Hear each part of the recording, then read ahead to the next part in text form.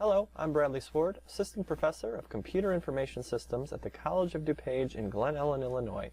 And today, this video is going to take a look at converting between our normal 10 base system and unsigned binary base 2. We will see that the math will be pretty greatly simplified because of the binary component, since we're only going to be multiplying or adding things by zeros or by ones.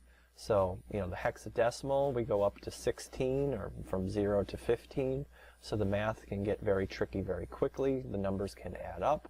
But in binary, it's, I guess, 1/4 as bad, logarithmically. So, let's take a look. We are already aware of this weighted positional notation, because we use that in every number system, even the base 10. Again, 512 is 500 plus 10 plus 2 to get me 512. The same applies here in looking at a binary number. So we only have to worry about, when we're trying to convert between this, we only have to worry about the bits that have value 1. So this being every bit has a binary power of 2. So the least significant bit is 2 to the 0, that's the 1's bit, and then to the left of that will be the 2's bit, and the 4's bit, and the 8's bit, and the 16's, and so forth, and so on. So taking a look at this number here, so 101100, how do I calculate this and convert this over into unsigned decimal? Well, I look at that, and all I have to do is add up the powers of 2, in which there are 1 bits. So in this case, it's 2 squared plus 2 cubed plus 2 to the 5th. Working that down a little bit more, it's 32 plus 8 plus 4, and the end result is 44. So in this your turn, I want you to take a look at binary number 11011010, 8-bit number. So it should be somewhere between 0 and 255. Sanity check when you get done with this, and convert this into its unsigned decimal equivalents. So just like before, we're going to look for the bits that are 1 values, and then we're going to add up those powers of 2 accordingly. So it's just a little more complicated because the number is a little larger, and this number would be different than the signed component, which is a video for the next week. So 11011010.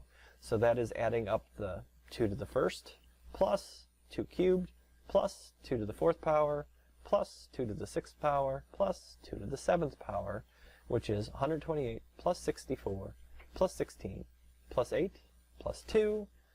Tally it all up, you get 218 as your answer. Converting from our base 10 decimal system to our base 2 binary system will require us to do a lot of divisions by 2, as you can see in this chart. So the algorithm is basically as such. You take your number, in this case 37, and you just take that and you repeatedly divide by 2, keeping, each time you do the division, keeping the quotient and the remainder, and until you get down to the quotient being a 0 value, meaning you've hit the end of the road, you don't have to do any more math. So, and whatever you get, the actual answer is the remainders in reverse order from bottom to top.